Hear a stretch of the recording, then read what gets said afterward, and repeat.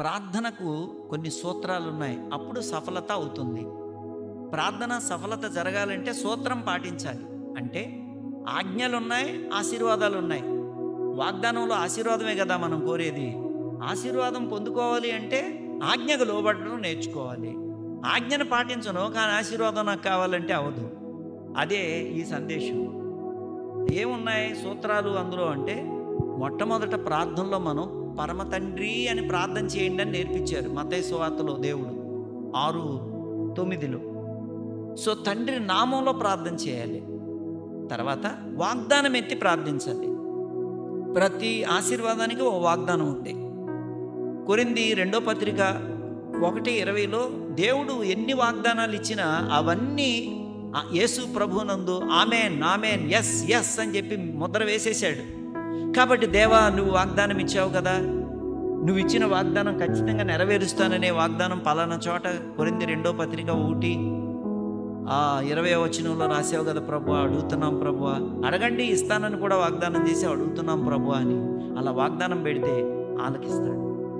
దేవుని యందు విశ్వాసం కలిగిన హృదయం ఉండాలి, క్షమించే హృదయం ఉండాలి. అది మరి 2 విషయాలు 4 విషయాలు. క్షమా హృదయం ఉండాలి. ప్రార్థన మన ప్రార్థన దేవుడు వినాలంటే మన మీద వ్యతిరేకంగా ఉన్నవాడిని క్షమించాలి. అలాగే దేవుడు అడిగిన దాన్ని ఇస్తాడని విశ్వాసం ఉంచాలి. పవిత్ర హృదయం ఉండాలి.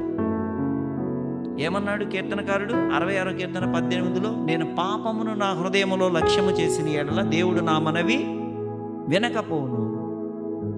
కాబట్టి పాపాన్ని లక్ష్యం చేయకూడదు. అప్పుడు దేవుడు మన మనవి వింటాడు, మనల్ని ఆశీర్వదిస్తాడు. ప్రార్థనలో మరొక సూత్రం ఏంటంటే దేవుని చిత్తాన్ని జోడించాలి. మనం యోహాను యొక్క మొదటి పత్రిక 5:14లో చదివాం. ఆయన చిత్తానుసారముగా మనం ఏదైనా అడిగితే ఆయన మన మనవి ఆలకించుననిదియే. ఆయన చిత్తమును అనుసరించి మనం ఏదైనా అడిగితే ఖచ్చితంగా దేవుడు మనకు అనుగ్రహిస్తాడని మనం నమ్ముదాము అని చెప్తున్నాడు. ఇక ఆఖరి మాట ఏంటంటే యేసు ప్రభు నామములో ముగించాలి ప్రార్థన. ఈ 2 తండ్రి నామంలో ప్రారంభించాలి, యేసు నామంలో ముగించాలి అని మనం ఏం చెప్పుకోక్కర్లేదు. ఎందుకంటే మనం ఖచ్చితంగా తండ్రి అని చక్కగా ప్రార్థన చేస్తాం. ఆ అమెరికాలో చెడిపోయిన ఆత్మీయత కొంతమంది జీవితాల్లో దేవా తండ్రి అని ఎత్తడానికి ఏం లేదు.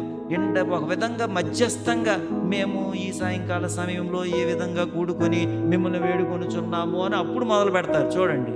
అంటే అంతేగాని పరలోకంలో ఉన్న మా తండ్రి, మా ప్రియాతి ప్రియమైన మా ప్రియ రక్షక, ఈ రకమైన అడ్రస్సింగ్ లేదు. ముగింపుకు వచ్చేటప్పటికి యేసునామంలో అడుగుతున్నాము తండ్రి లేదు. అది పెద్ద అదేమనాలి మనం నామోషే అయిపోయింది.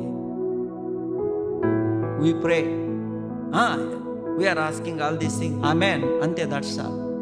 If at all some people say, ఒకవేళ ఎవరైనా అడిగితే in your name only we pray, మీ నామములోనే ప్రార్థన చేస్తున్నావు, ఆ నామం ఏంటో చెప్పడానికి ఎందుకయ్యా నీకు అంత కష్టం?